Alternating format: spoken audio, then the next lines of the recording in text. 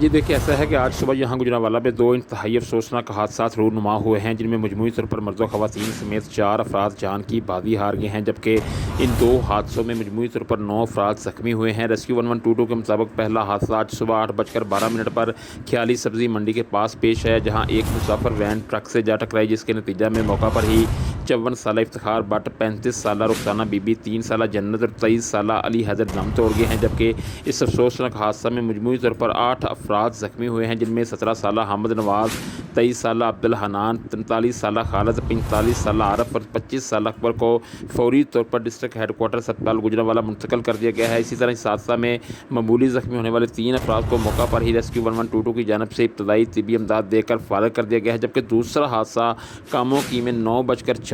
پر رونما ہوا ہے، جہاں ایک بلڈنگ گرنے سے 30 سالہ نوید علی شدید زخمی ہو گیا ہے، جس کو طبی امداد کے لیے تحصیل ہیڈ کوارٹر اسپتال کاموکی میں منتقل کر دیا گیا ہے، جبکہ دوسری جانب دونوں حادثات پر شہر کے عوامی سماجی شخصیت، ڈویژنل صدر، علماء، مشائخ ونگ، عالمی شہرت یافتہ ناز خواں عتیق الرحمان شیخ، پاکستان تحریک انصاف کے ممتاز رہنما شاہد عدنان پرویا، پاکستان مسلم لیگ کاف کے رہنما بابر اکرام کھوکھر، پاکستان مسلم لیگ نون کے ممتاز رہنما محمد عثمان ناگی، خطیب الرحمان مغل، شہر کی ممتاز سماجی سیاسی شخصیت چودھری شاہد جاگ نے انتہائی دکھ اور غم کا اظہار کرتے ہوئے حادثات میں ہلاک ہونے والے افراد کے لواحقین سے تعزیت کی ہے اور زخمیوں کی جلد صحت یابی کے لیے اپنی نیک تمناؤں کا اظہار کیا ہے۔